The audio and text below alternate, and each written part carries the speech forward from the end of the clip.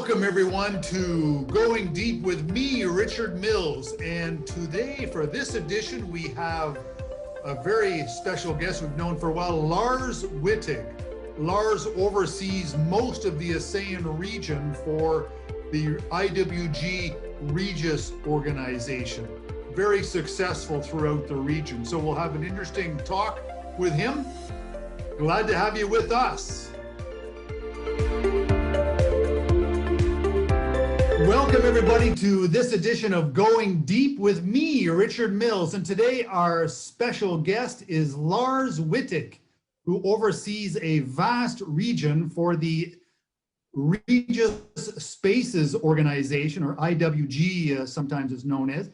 And it's been a fantastic success, especially for this new age of shared office space and these kinds of concepts.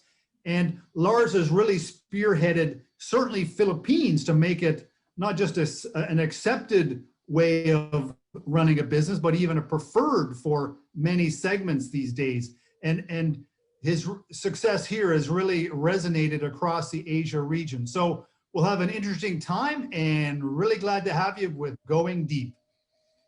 So welcome, Lars Wittig.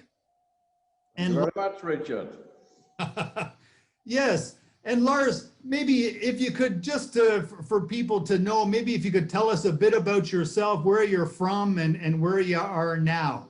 What can you say? Okay, I was born and raised in Denmark, a very small Viking country in Scandinavia, part of Scandinavia. Mostly raised on a farm. Got some good basic exposure to working a little harder than most others, getting up earlier than most others, just to feed my livestock, which was my side business, and then get off to school, which was quite a ride.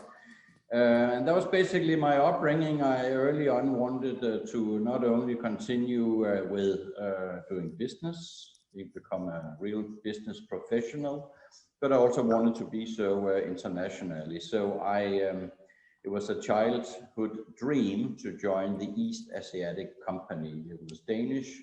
It was also the largest company in Scandinavia at its time. And when I eventually entered university, and I did the first thesis in Denmark on ASEAN, which of course we all know today, but not so many back then. Then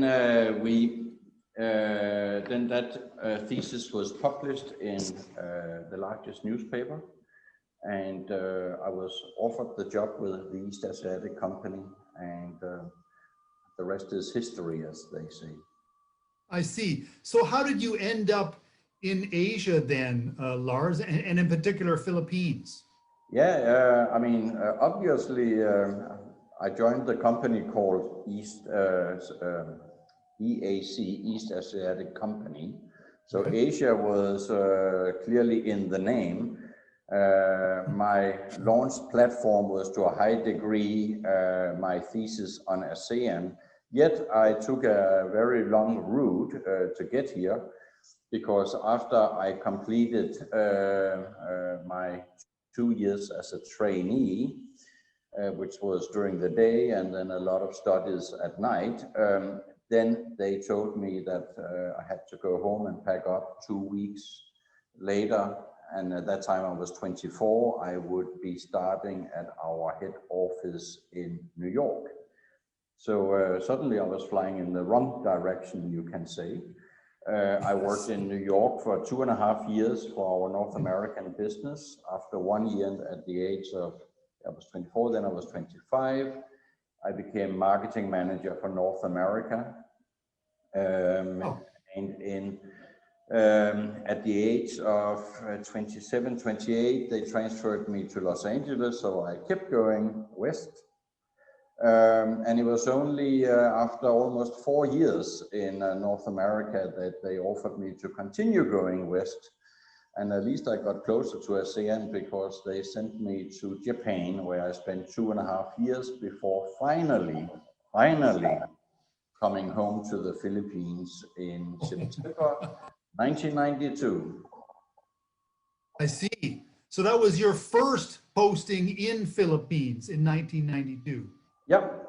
After East and West Coast in the US for nearly 4 years, and after 2.5 years in Japan, then finally, I made it to the Philippines. I see. Okay. And then you were here for some time and really enjoyed it. And then, but you've been back more than once since then, I understand. That is right. I arrived in 92. That was, by the way, I have a tendency to arrive during election years. And going back then, it was Ramos who was elected in 1992. I very quickly got a very in-depth appreciation for the Philippines and Filipinos. As I was sent here in order to work on an all-new distribution system for Philip Morris cigarettes. Right. East Asiatic company was already the sole distributor for Philip Morris in Singapore and Malaysia. So therefore, we were likely to be granted that also in the Philippines. So I spent a year on all the pre-operational activities, which basically meant that I personally visited about 5,000 sari stores. I walked the barangays, hundreds of barangays in, say, Tondo, Caloocan, North, South, Luzon, Visayas, Mindanao, everywhere. Tondo is heavily gang-infested area, especially in those days. In Visayas, you had to be very careful not to end up behind New People's Army lines. Wow. And they are not exactly visible. So, No. so now I know that. And I had similar experiences with insurgents in Muslim. Nevertheless, this is where 85% of the population lives in those lowest socioeconomic areas, DME it is called.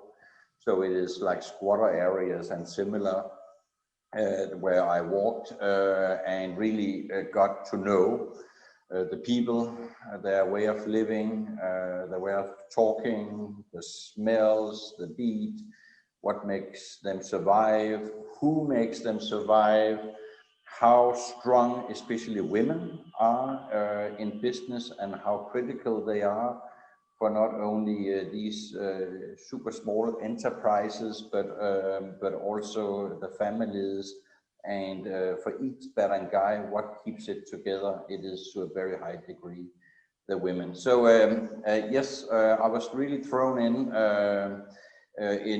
a way that generally most don't. Definitely foreigners do not. And, back in those days, I would say, and to a certain degree still, local Filipino managers would also not walk in those barangays. They would rather stay in the air-conditioned office, because that was, they had never had a reason to go to those places they felt. And they didn't, they wouldn't. Interesting. Now, can you tell us a bit about your history with the IWG Regus operation? You came to Philippines specifically as the country head, is that correct? Actually, not exactly. When I was almost 50 years old, I felt that I was old enough to decide myself which country to live in.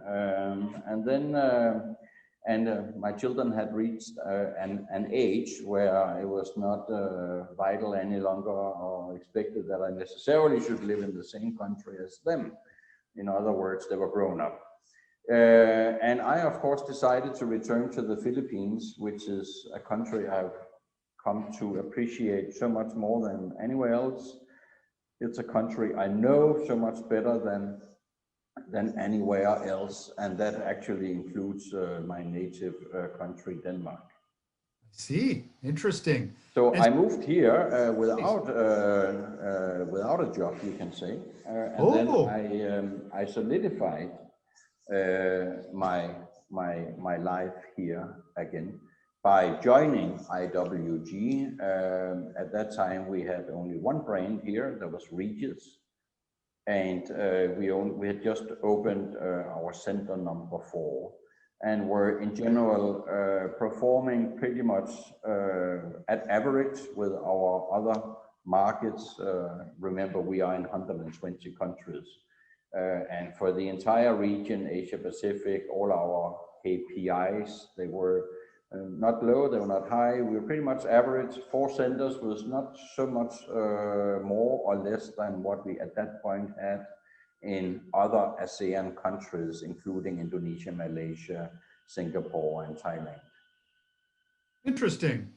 So 4 centers, and you were put in charge of the operation. But I know you went through quite a growth spurt. 25 or so. Yes, to nearly 30 locations. Is that right? And that was not, I mean, that was not just because that I wanted to set the bar high and so on. The bar was set high. It was a commitment globally. It was a commitment clearly expressed to our shareholders. We are listed on the stock exchange in London, by the way. But to grow a business at that rate, where you're almost pretty much double up your business every single year, both in organization and number of customers and footprint, becoming increasingly national and so on. That is not an easy task in any country, and that is really where my background with the distribution business with Philip Morris, and by the way, I also later worked as the marketing director for the Coca-Cola company in this country. Right, right. And all that, I mean, after doing business in literally hundreds of municipalities, hands-on, nationwide, I knew exactly which cities we wanted to go into and when. And our businesses, you know, looking in from outside, you can say that got to be a relatively simple business model. And actually, all you need is really a lease, an office lease. Then you and I could put on a sign saying Richard's and Lars's flexible workspace or co-working, whatever we want to call it, and we are in business. So the barrier to entry is not that difficult. And you might even, we might even, you know, on an average day pre-COVID, after some time, maybe we would also be able to make a profit. But when you start to do this on a bigger scale, and that's vital to the customers because they rely on the network. So when you start scaling up, if you just make a few, if you don't get everything 100% right and optimized constantly, you start losing out on your profitability. And if you drop the ball on more than 1 or 2 areas, just a little bit, you start actually bleeding. In the Philippines, we managed it very well. The team was absolutely energized and, by the way, entirely reinvented, including those that were with us on the entire journey. They totally learned to reinvent themselves and amaze themselves with what they were capable of. And we certainly were standing out. We were the best performing market very, very quickly. I joined in 2012. In 2013, I won the prize for the best performing market in Asia Pacific.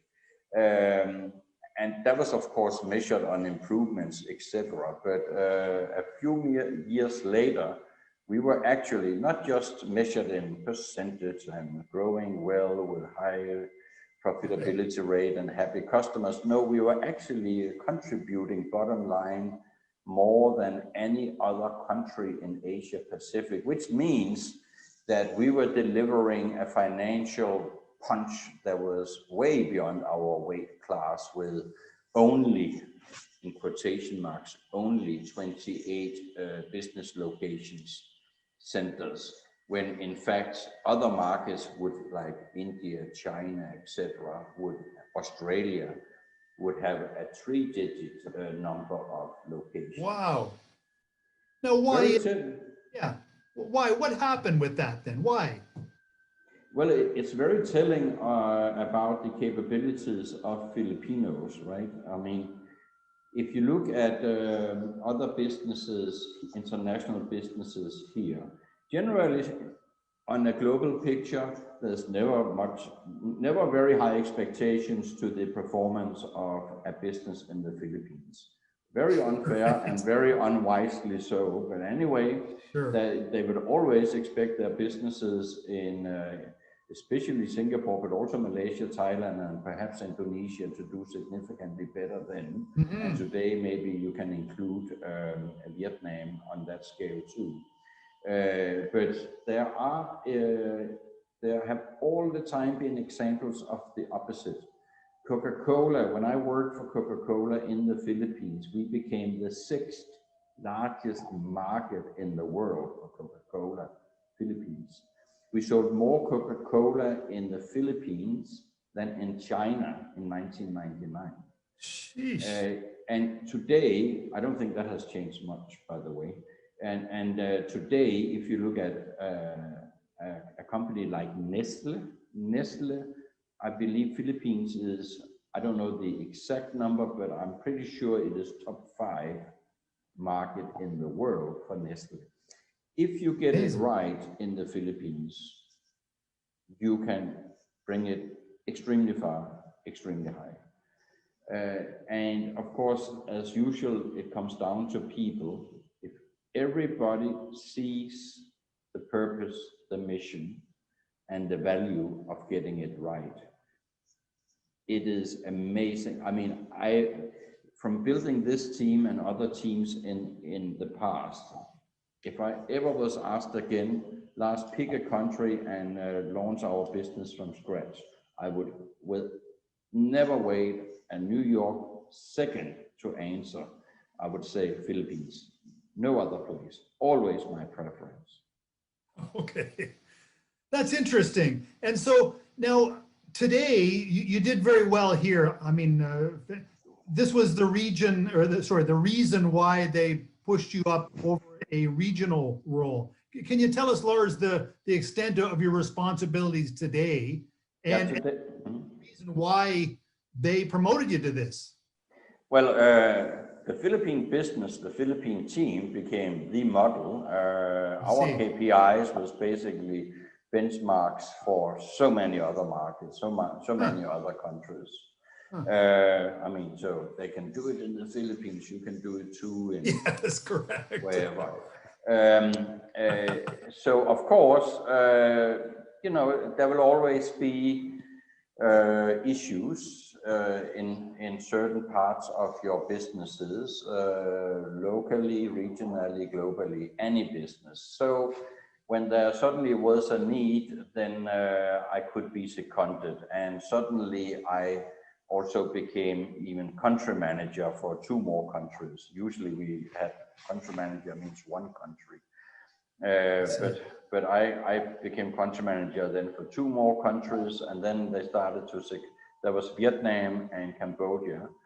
And in Vietnam, absolutely rebuilt the team there and the business, and it's a fantastic team today, and they're marvelous and doing incredibly well. They're really shining.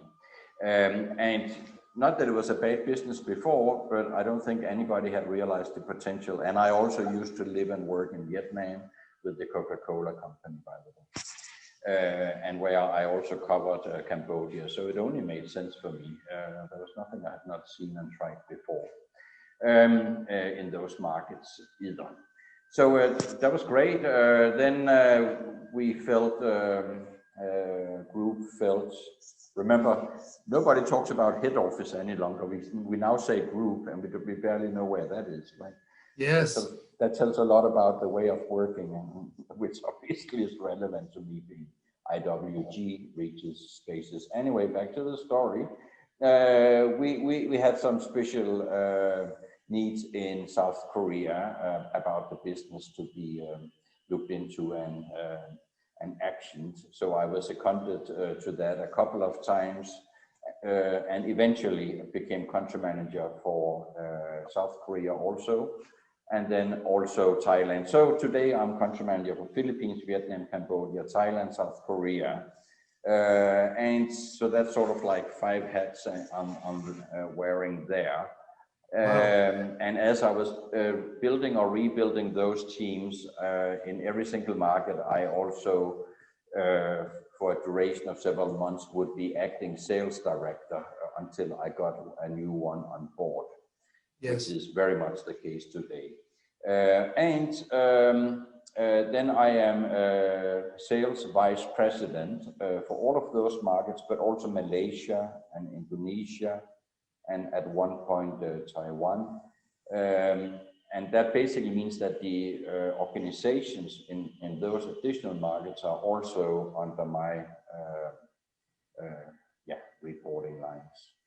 Interesting. So that's quite a large group in people then, Lars.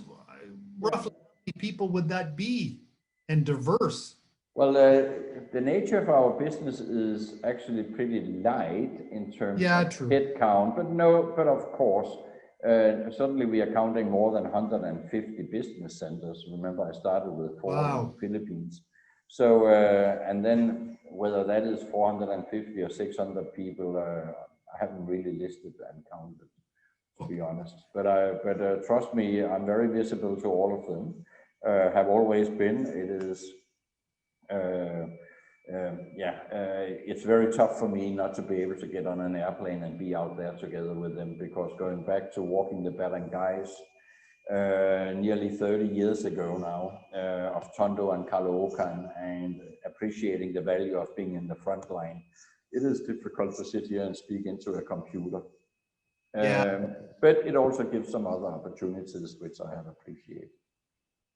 Sure. Okay, that's interesting. Now you spend a lot of time working with people, developing their skills, and you want to create good salespeople, like you say, also or people you can rely on. What do you think? What advice can you give to young people about how to become a senior leader or even a CEO like you, Lars? First of all, I'm very impressed by the young people, the millennials, absolutely, and Gen Z, I believe also are very well equipped, and I personally depend on them in order to not become obsolete tomorrow. Things are changing very fast, not just because of COVID. The speed of changes has become tremendous.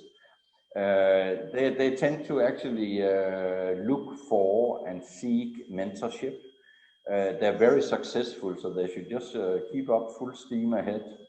But I think, or we know actually from our research, they appreciate that they might be a little bit more successful than their age and experience and even skills justify.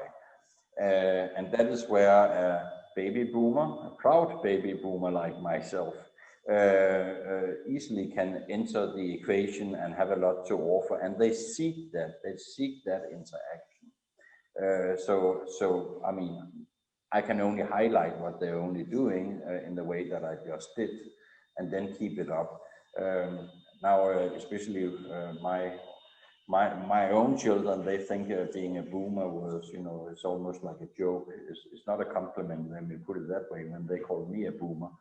But suddenly it is again here with the COVID times, because we have sort of seen this film before, not exactly the same film, but I mean, when I was working for Coca-Cola here in 1998 and 99, it was the Asian crisis, and I remember it very well.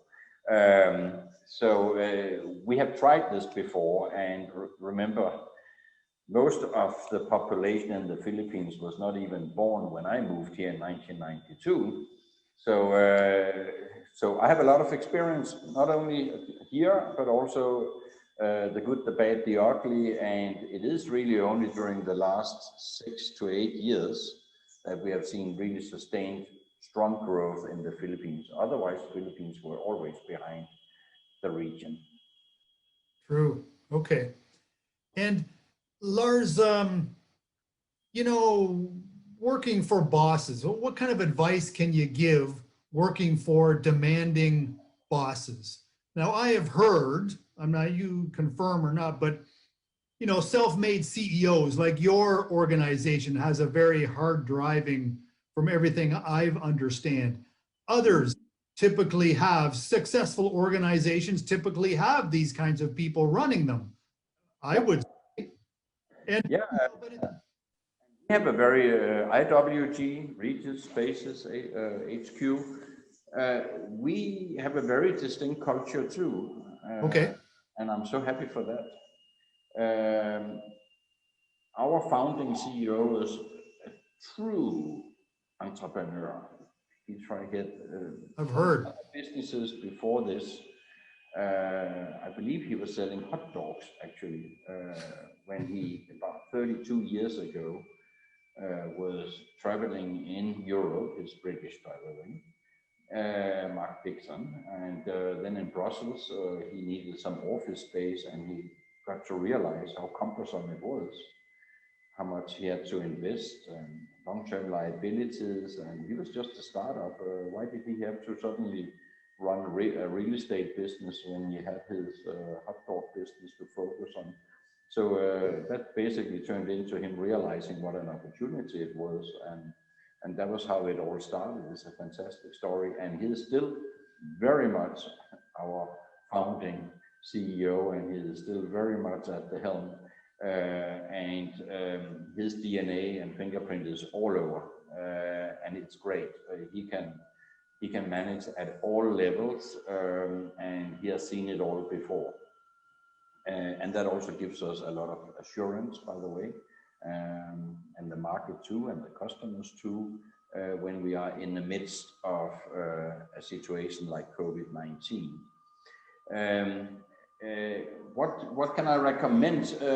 I've worked in so many different companies, meaning starting with an old company like the East Asiatic Company, more than 100 years old, royal family on the board. I mean, we couldn't leave if I was sitting like this without my jacket on, it was just okay. If I left my desk, I would have to put on my jacket. That was how it was.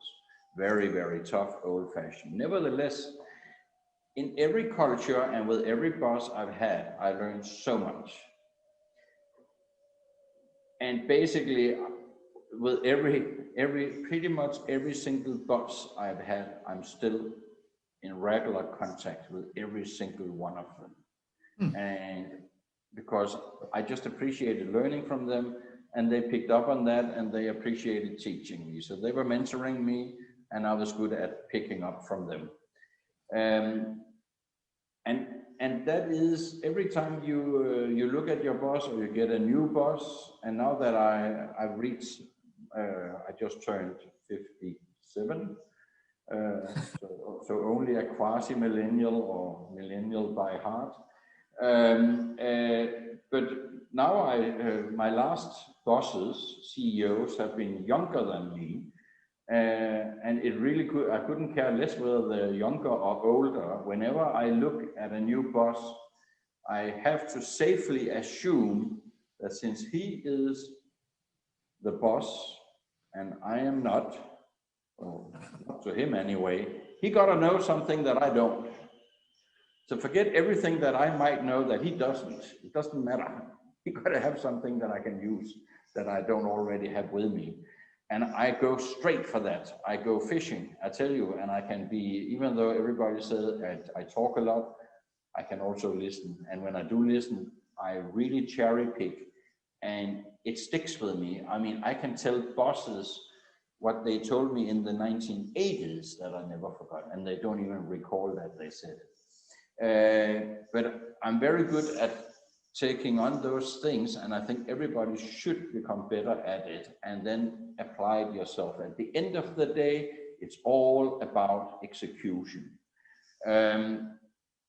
And a lot of people think that I'm very creative, I've been told. So the best staff appraisal I ever got was in Coca-Cola, and one of the things that were highlighted was that I was so creative, all the creative ideas I come up with and executed. And during that personnel review, I said, I've not come up with one single idea. Prove your point. And they started listing all the ideas they thought I came up with, and I could tell them exactly who I got them from, including the boss who was presenting to me. So remember that meeting that you told that other department that they could do so and so? I thought it was a great idea. I wrote it down. That was actually what I did 2 months ago. That was how I got the idea. I never got the idea. I got it from you. So it's really down to execution. So just keep that in mind. Execution is everything. And you don't have to be twice as good as anybody else. You don't have to be twice as good as anybody else in other countries. You don't even have to be better than them, by the way. You just have to be a little bit better than everybody else that you're competing with on a daily basis in your own market. If you're a little bit better than those you're up against in your local market, and your colleagues in other markets are not equally better than those they're up against in those markets, suddenly you are number one also relative to the other countries. It's not that difficult. I mean, some young people get very scared when and intimidated when they look at you and they hear your stories, and then they're like, wow, I wish that I could, but you know, they already give up, and they don't realize that it has really not been that difficult. It has just been the margins every single time. Make sure, thanks to execution, that it actually falls out. Just, you know, the balance is always a little bit to your side. So execution and be street smart, absolutely street smart also. My years in New York, that helped me tremendously. Trust me, they're very street smart. It's just about a matter about, you know, running and running fast. Okay, good advice. Another thing, if I can ask you, Lars, you've been very successful working in different countries and cultures. Maybe you could tell us first, how did you adapt yourself to the different cultures and so forth? Is there some techniques you did? I mean, different languages, very different cultures. That, and what would you recommend to Filipinos? A lot of young Filipinos want to work overseas, get some experience, and whether you think that's the be all, or whether you think it's other ways to prove themselves. What do you think? Languages are very important. When I was sent to Japan, it was as part of a strategic investment. I was given 6 months full time with one teacher, one student basis, obviously me, the student, wow, with my sensei out in a Japanese village, 6 months. Total brainwash, if you ask me. It's really tough. But there was no way that I was going to be sent back to Tokyo and work there without me being able to speak and even read Japanese. And interesting. There is something about languages that actually is quite revealing about culture. The way of thinking is very much in the structure of a sentence and your way of speaking to other people, the way you're supposed to speak to other people. And that's very revealing. And it was interesting. Back in those days, there were not that many foreigners in Japan, and the Japanese, they appreciated the distance culturally between us foreigners and themselves. And you could even make pretty big mistakes where you're supposed to do things in a certain way, or bow and not shake hands and this and that. And they would be very forgiving because you don't know any better. They're very sweet and kind in that regard. But I can tell you, when you speak the language, they don't like it because you get awfully close.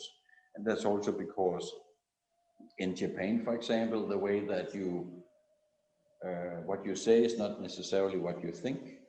I see. And when you understand the language, they also know you actually understand what they are thinking. And then it comes down to that can also get you in trouble, because am I now supposed to respond to what they said, or should I respond to what they meant?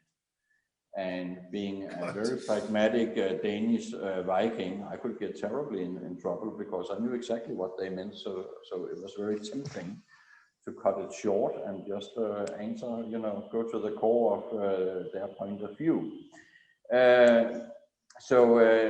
Nevertheless, I learned a lot, also from getting in trouble. No doubt, Japan has been an incredibly successful country. It is the third largest economy in the world. When I lived there, it was the second largest economy in the world. It was the country for several decades up until approximately 1992, in terms of growth and success and innovation, everything. They just delivered at all levels.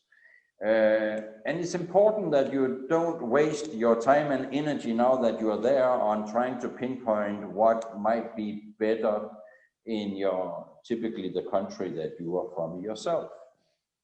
It's interesting, they make these surveys in Europe where they ask a certain number of people in each country, if the rest of the world looked more like your country, would it then be a better world to live in? And I mean, if you're very convinced that's the case, you shouldn't leave your country, basically, right? You can always find things in each culture where they do things better than in your own, or in any other culture that you've ever been exposed to. So try to look for that, very much like I always look for something to learn from my bosses, right? And whenever I get a new boss, I'm like, oh, great, new stuff. Then do the same with the cultures that you are exposed to. Identify things that they actually, because of their way of being or thinking, they are more successful because of those things. Adapt to those. And eventually, if you have moved country 10 times like I have, you can combine it all into a very unique cocktail. And here comes why I love the Philippines more than anywhere else. No other population is so receptive to learning that cocktail than here. I mean, if you make people appreciate why they have to do things in a certain way, they really want to do their best to do so and succeed. And when you show the way on how to do it, again, they will do everything in their power to do it exactly based on those same doctrines. And what I have with me in my bag of experience, I would rather be tasked with passing that on in a Philippine culture than I would in a Danish, a Japanese, an American, a European culture. Absolutely, any day. Yeah, I agree there, Lars. Now, for young people though, I mean, getting an overseas experience then, we both have done this and I'm a believer of it. Would you say that as well, that this would help young Filipinos if they do it right? Yeah, of course, clearly. And there are so many Filipinos who are extremely successful abroad, and have done incredible careers abroad for international companies. I believe it is Lego in Denmark. Their CFO is a Filipino, if I'm not mistaken. I have to ask my son, he works there. But in Coca-Cola, the same class as I was in, the current country manager of Coca-Cola in the Philippines, he just returned and took on that task January 1st. Him and I, we joined Coca-Cola within just a few months apart. He did a fantastic career abroad and is a poster case of a Filipino talent who just made it big abroad and then returned to the Philippines and I tell you, it's not a small job. As mentioned, is one of the largest markets in the world for Coca-Cola. And actually the marketing director for branding with the Coca-Cola company, when I just came in, he moved on and worked for Coca-Cola in Atlanta. I mean, we see it all over. There are so many cases, and everybody, I think Philippines are very proud of that fact. It's also a fantastic resource to keep in mind because, let's be honest, out of the 10 million Filipinos working abroad, most of them are not doing it because they, like you and I, think it is exciting to make an international career. No, they're doing it out of pure need, and they are often leaving a child or children behind, and they are much loved families. It's out of necessity to send money home. But they are also getting extremely valuable insights. When we resume our very healthy growth rates in the Philippines again, we will never run out of talents because, first of all, we have now about 1.5 to 2 million young Filipinos entering the workforce every single year. More than half of them have some kind of a college degree. But should we still run out of labor here, manpower, then salaries will also have reached a level where it is enticing for these overseas Filipino workers to return to their native country and their much loved relatives, etc. And when they do that, they will hit the tarmac running because the way that they've been used to working in hospitals and retail and cruise ships and manufacturing, whatever, and wherever, they've been living up to criteria that probably were quite tough back in the days when they once upon a time lived their respective provinces. Mm-hmm. Okay, good advice. I certainly agree very much. Now, Lars, about you, I mean, you've had a good career, for a guy who's, started on a farm in I think, northern Denmark, if I remember. But how would you describe yourself? Are you introverted, extroverted? Were you good at school or not? Or did you follow the rules or were you rebellious? I was not rebellious, no. Okay. I was probably considered very much an introvert till a pretty late point. And then, whatever life throws at you, you are basically a result of a big sum of events and experiences and practices. And if you feel good about yourself today, then regardless how much, then even the bad, the good, the bad, the ugly, everything is part of you. So you even get to appreciate all of it, all of that. Today I am clearly an extrovert, and I love to laugh and gladly at my own expense. In the Coca-Cola company, I had to launch a cold drink availability program. I did so by dressing up for a snowstorm here in a tropical country and on stage declare Cold War, and earned the nickname Mr. Bean. And I thought it was incredibly funny, and they certainly did. And trust me, they got the message. We're talking about an organization with 13,000 employees, and you could ask anybody what they thought about a cold Coke, and they would say a cold Coke is a sold Coke.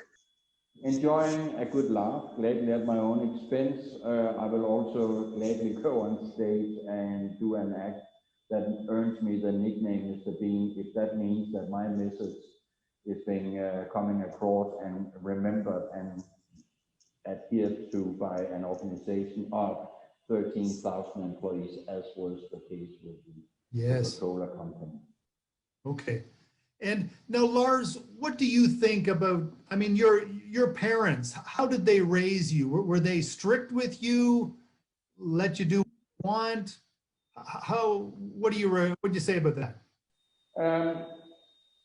It was first of all, I'm the youngest, also among cousins and so on, and my parents were also the youngest, and it gave me a great, incredibly good sources for learning, because especially what not to do, right? I mean, you look at your older siblings, and then you see how they behave, and then you see how your parents react, and then you sort of like write on your little list, don't do that. Then next day, also don't do this. So you learn a lot about what not to do, that's for sure, by watching and studying those that are older than yourself.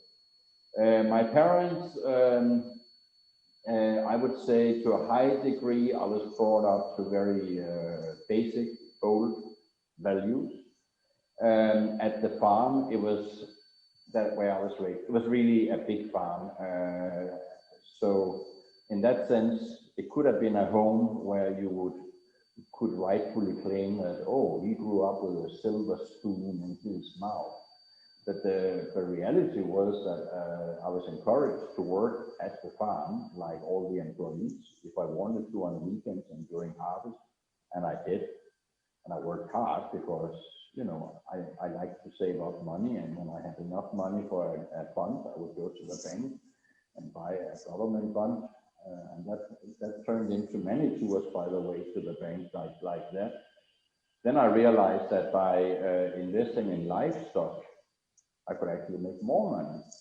So now suddenly I was buying and selling sheep, geese. I had a lot of animals, but it also meant a lot of hard work. I didn't have to pay for the feed or the space in the stables or the fields, but all work had to be done by me. And when the school bus picks you up at 12 minutes past 7 in the morning, and you have to bicycle just to get to that bus stop, that means that you have to leave home at 7 a.m. And by 7 a.m. you must be done in the stables, feeding and everything else. So it became really long days, but it also taught me a lot of things. It also taught me not to become a farmer, by the way, because what I could see was that regardless how hard you worked, and regardless how good you were at it, at the end of the day, the most deciding factor was really the weather, and I was not going to depend on the weather in my career. So I have mostly been into the trading part and not cultivating based on whether or not the sun was shining. Yeah, that's, I know my dad always used to say, I used to have terrible summer jobs. You know, we say, well, Rich, if you don't get an education, you'll be doing this the rest of your life. He did motivate me. Lars, do you think leaders are born or are they made? You know, the nature nurture argument. Do you think it's possible to nurture a leader, or do you think they're born and they're going to be leaders no matter what? Nothing gets in their way. What do you think? I mean, some have more of a zest than others. And of course, they will be willing to do more, to do whatever it takes to become the leader. If you want to, I would say anybody can do it, whether you're born for it or not, it doesn't matter. I don't believe in that. Because there's so many ways to skin a cat, and that's also what makes it interesting. Even as a leader, I don't always agree with how my people do things, and I might challenge them before they go ahead. But then all I can say is, and I do say this, I say, prove me wrong. And that's actually a very good motivator, because when they're halfway through it, finds out maybe it wasn't the best way of approaching the issue. They're still very busy at proving me wrong. But that is basically the approach to everything. So you cannot say that a certain type would be a better general in an army than another type, because you can lead from the front like a pattern, general pattern, or you can lead from the back with pure inspiration and guidance. There are so many ways to do it, so that there's no one way. I keep saying this at work, here at work, you know, many ways to skin a cat. Teach me yours, right? On the other hand, there are those that will never, that just don't have the desire to prove that they are better. They're not as competitive. And I envy them a little bit because I think they're more likely to end up happy than I am. I think I have to work a little bit harder to end up with my smile on my face and easily crack up laughing at things because I cannot be as happy as I am without also fulfilling some expectations that I have to myself. Okay. And now you describe yourself as an introvert, and it's interesting how many, if I can say, senior leaders who I speak to who do describe themselves as introverts, but sales experience, Lars, do you think this helped you in your career and recommended for other ones? Absolutely. Yeah. Totally. Okay. I mean, I was sent out in North America selling very big IT solutions to the printing industry.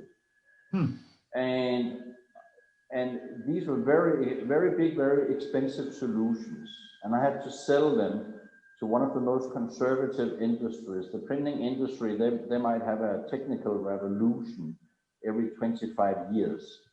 And none of them had a computer. If they bought from me, it would be their first computer ever.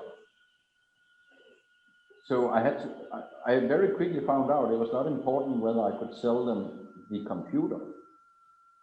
First, I had to find out what really made them tick. And they were very similar to farmers in Denmark. A farmer loves to get up early in the morning and go out as the sun is rising and watch his corn grow. That's very fulfilling for him. And maybe only twice a year when he will look at his P&L and his balance sheets, etc. That is what makes him tick. So when I would be meeting them in their offices, the decision makers in the printing business, I would immediately ask them to tour me on their plant, go down at the printing plant factory level. For them, the smell of ink and the sound of a Heidelberg printing press going cha-chum, cha-chum, I mean, to them that was the ultimate happiness. And when you started complimenting on their setups there, they loved you. And all that, when you came back to the meeting room or their office, you could tell them about the benefits that they would get at the end of the day if they have a computer. And I would never tell them how that computer worked or why I really believe it was faster than the competitors, etc. And that worked. That really worked. Interesting. Okay. When you mentioned that there was times you needed to hire a number of people to rebuild a team and so forth. How do you assess people for what do you look for when you're looking for people to either promote or to hire? Yeah. This is clearly a key to success. You need to be able to do this. Again, there are different ways to skin a cat, as I say, but the way I do it, I don't want to have to assess whether they're qualified in terms of whether they have the tools in the toolbox already, in their minds. Other people can do that. There are even other people who know the engine room of our business better than I do. As a leader, I don't have to be the best at everything anyway. So first of all, you will not be the only one to interview. Today, of course, people will have been interviewed by one or two others before they are in front of me. But actually, when I took on this job, everybody would be interviewed by me first, and regardless what the job was, by the way. But I wanted to absolutely change the culture because I felt it was necessary. And it was funny to have all of these young people come for an interview, and it was the first interview, and they sit in front of the boomer here who is supposed to be hiding in a corner office, but isn't. So I don't have to ask them, what would you do if, let me describe a situation, and then you come up with a case. What would you do? How much discount would you give? Or how would you address that concern of the customer, etc.? I would never do that. I go for their personality, for their DNA. I mean, by the time I'm done with them, I wouldn't say that I know their shoe size and their blood type, but it's goddamn close. I definitely know how many siblings they have. I know whether they are the youngest or the oldest or somewhere in the middle. I mean, I know whether they were born with a silver spoon or not. I know what province they came from, and I've been in pretty much every province. I can quickly relate and talk about, you know, the foods in that particular part of the country, etc. But it teaches me a lot. I mean, first of all, most are out of a family with 5 or more siblings. If you are the youngest there, you are a survivor, that's for sure. If you're the oldest, you've probably been given a lot of responsibility at a very young age to take care of your younger siblings. If you are in the province and there's a small mango farm, did you work at that farm? Things like that, where, you know, and are they the breadwinner in the family? How many in the family, including parents and nephews and aunts, etc., are actually depending on them? Are they married or not? I mean, I also get to know whether they are single parents, and, you know, how hungry are they? What is it exactly that is driving them forward? It's not unusual that they have a CV that is longer than mine, which is a little bit funny. So a good way to look at a CV is tell me which, because I refuse to read them a CV that is longer than my own. So I asked them to tell me which item, which job, which company that they were most happy or most proud of having done. And then why. And then go into why, what made them so proud and what was the journey like. So they get to tell me the story. And I do ask in a way that they can never ever have rehearsed for. And I really get to learn a lot. And the funny thing is, everybody I've interviewed in this company, they still remember everything that we said during that interview. They never tried an interview just like it. Okay. And motivating people once you have them, Lars, how do you do that? And is it possible? Is it possible to motivate people who, I mean, there's, I don't know, it's a sliding scale, of course, but okay, how do you motivate people, and are people naturally motivated themselves? People are definitely not naturally motivated. I think the majority of us will look to an excuse not to do things rather than a reason to do it. That's the human nature. So you have to have a damn good reason why they should be themselves on their own, take that step forward and even change direction on the way to reach the destination that has been agreed to. So, and will you allow that they are these naughty employees who do not walk the way that you ask them to, or don't take the path that you ask them to? You should, if they reach the destination, correct? Within certain limitations. Nevertheless, I think the very best example, because I've been in so many interviews like the one we have now, Richard, but there's a big difference between being interviewed by you as a foreigner and then being interviewed even on television by a Filipino host. Why? Because there's nobody who are more cynical about Filipinos than Filipinos. And I've even on live television been asked sarcastically, what do you think about Philippine discipline, if there is any? That's a question asked to me on live TV by a local TV host. And I can guarantee, and I did in that interview, that the best discipline I've ever seen has been in the Philippines by Philippine teams. And we can go back to the real basic stuff, because nothing here is really difficult either. So let's take the basic cases, like when I visited 5,000 sari stores.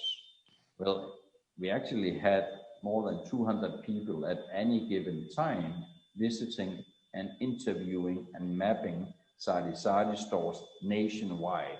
We're talking about nearly 1 million sari stores needed Wow. in order to get a distribution system set up. For direct distribution, you're only going to service 50,000 of those 1 million. But you want to know about all of them, and you want to select the correct 50,000. Now, I had over 20 encoders, so they get these questionnaires back from the field, and then they enter it. I can guarantee you, it is not the most exciting job to be an encoder. It really is not. On the other hand, it is devastating if they make mistakes in the encoding. So what did I do?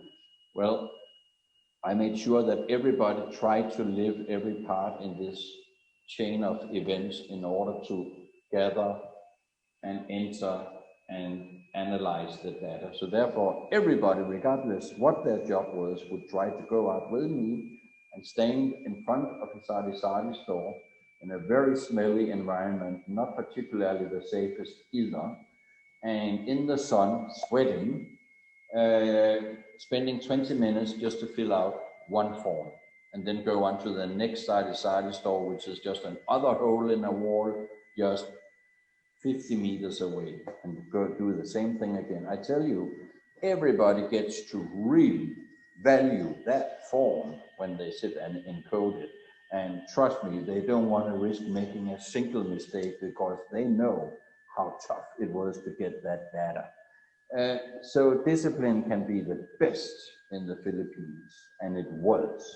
And in the Philip Morris distribution context back then, nearly 30 years ago, that did become one of the best practices in Asia Pacific, and also in other parts of the world within Philip Morris and their distributors. Just like my Cold War, cold drink availability with the Coca-Cola company also became a best practice, because it was just executed so incredibly well by incredibly motivated people who all were on exactly the same message. So the discipline was absolutely second to none. And remember, I'm still talking about the Philippines, by the way. Okay. Well, Lars, traveling across the country, going to every sari store, that's something that's, young guys can do that. I got to say, I'm, a little older than you. It'd be hard to do, but health, if I can move to a different topic. Being, at a senior level like yourself, it's demanding. You're working long hours, you're traveling. Sometimes the food isn't right. Do you have a special routines for your food and health, exercise programs that you try to follow? And how successful are you at following them? Well, I'm very successful at following them, but I guess we have to define them first. Okay. I'm very aware about my diet. I eat a minimum of meat. I'm like 80–90% vegetarian these days. Okay. I quit smoking many years ago. I don't touch alcohol. Wow. I walk more than most Filipinos would like to do, but as you might appreciate, that's not much still. So I used to joke that I get my exercise in the airport and that I can't even get any longer. So I'm very good at refraining from all the unhealthy stuff, or what I perceive as unhealthy. But I'm not very good at running on a treadmill or anything like that, because I get bored very, very, very easily. Okay. All right. So you're doing something. Neither of us are spring chickens, so it is something to think about. And for the younger guys, they think that it's natural. They're never going to get a pot belly and old, but I can say with great certainty that they will. And it is important to look after your health. Another thing that's important is a wife, and you've, I know you're married like me with a Filipina in Philippines. Can you tell how you met and what was the circumstances leading to you to end up married? Well,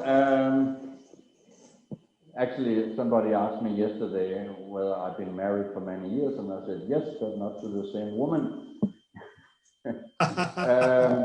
I initially was married to a New Yorker, and my children born in Japan and in I see. Singapore. They and lived here in the Philippines too when they were small. Their mother, she passed away many years ago, so I became a widower. Is that right?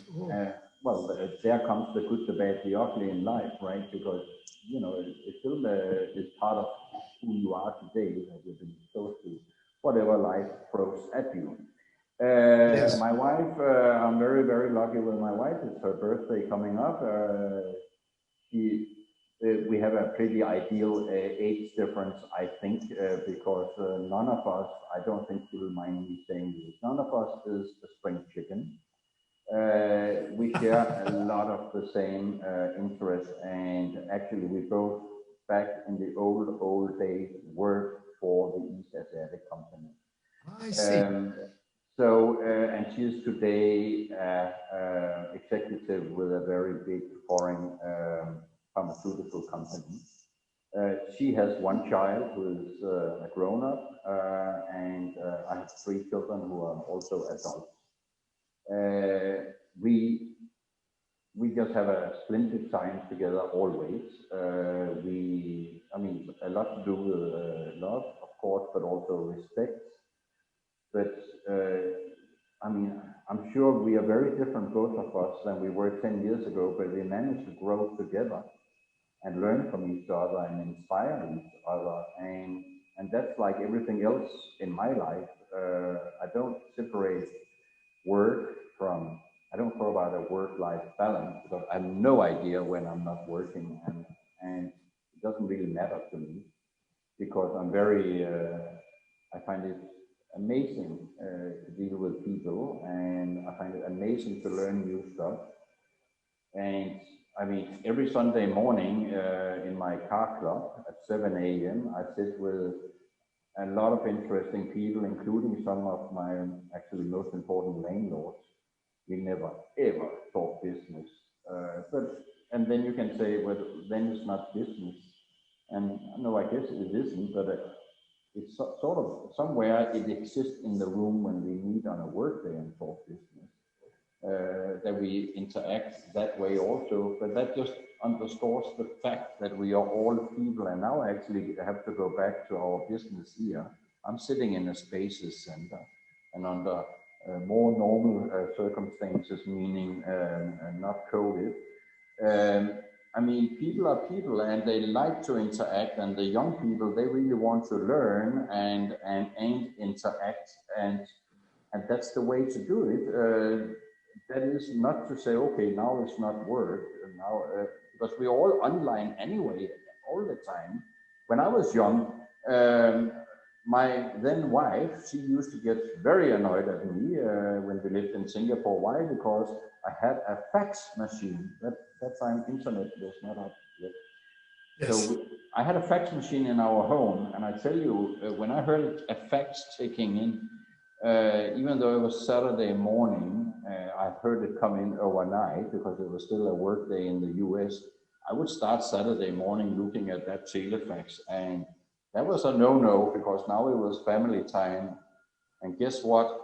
Even the millennials today, I have more in common with the millennials than any other generation, because they're constantly checking, not their telefaxes, granted, but what is going on the social media, their emails, etc. All these fora that we are in with Viber and whatever else.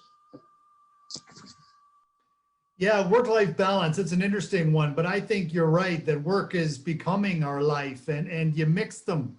And it's not so bad. I think not bad. I think it's much better. Richard, it makes life so much more gratifying. Yes. You no longer tell the difference between when you're working and when you are not working. Yes. And even when you're not working, it's kind of boring sometimes, I gotta say. But now, Lars, your wife also has a very successful career. You both are busy.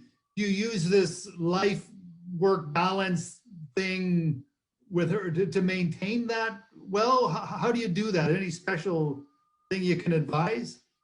Well, I guess everybody have gone through the same test as we did, and that started, what was it, March 20th last year, when we were all on lockdown, completely working from home.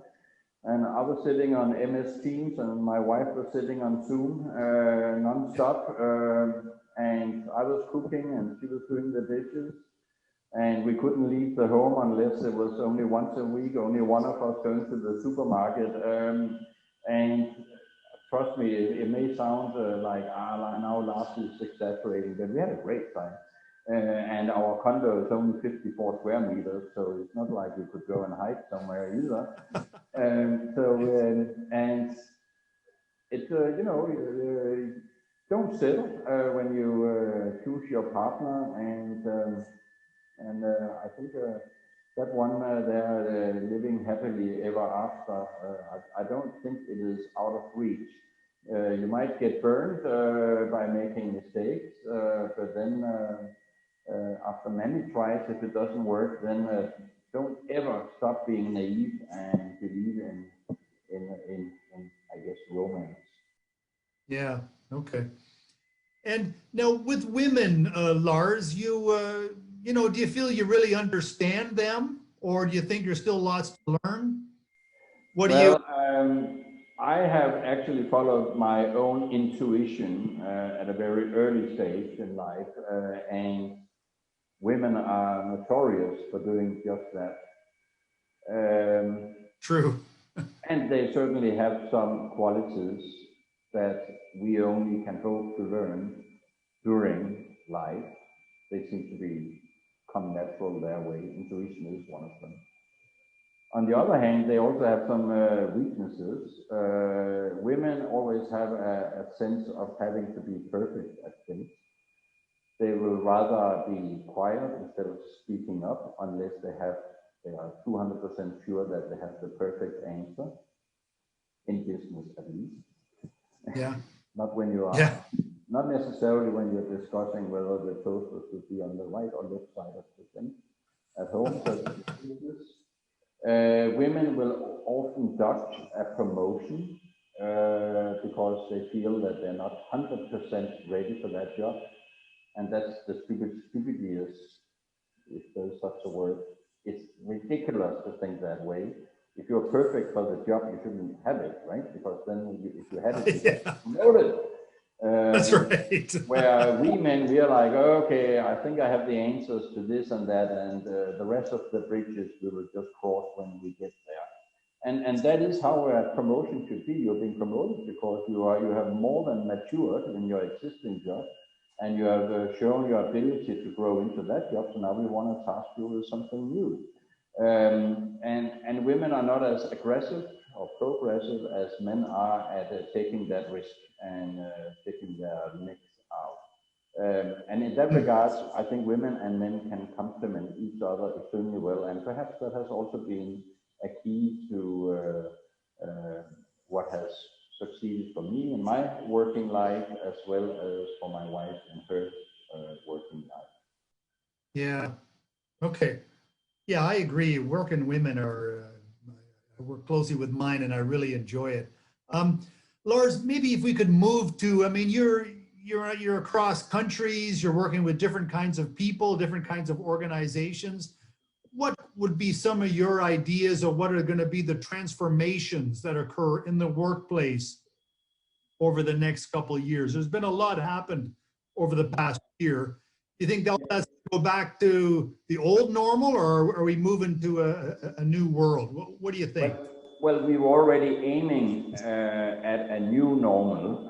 It is just going to happen so much faster now. It's almost like we joined the time machine here, because so many companies that before were not looking at flexible working or hybrid working or co-working, they have been stuck with a big heavy liability, meaning big conventional offices with a big capital investment. And they're kicking themselves for paying that rent every single month without anybody sitting there. And the fact is, even before they lock themselves into that, if they're not listening to their employees and what we refer to as the workspace revolution, people really want to have especially millennials, the ability to work whenever and wherever and not be measured by a timesheet. Now, the companies have really, and the decision makers come to appreciate, whether they like to learn it or not, they were forced to learn how does it pan out when employees have to be trusted working from home. And they have got to appreciate that actually people can be extremely productive working from home. They can really be trusted. They can really be independent. And do they get disturbed or do other stuff during the day? Probably yes, but remember, especially millennials, they're on 24/7 anyway, so we have to embrace that as well.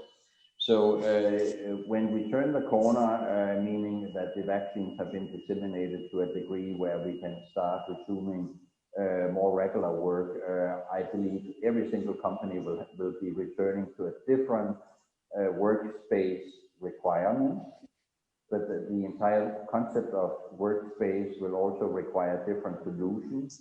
So we will see hybrid working. People working from home is not necessarily what they actually want to do.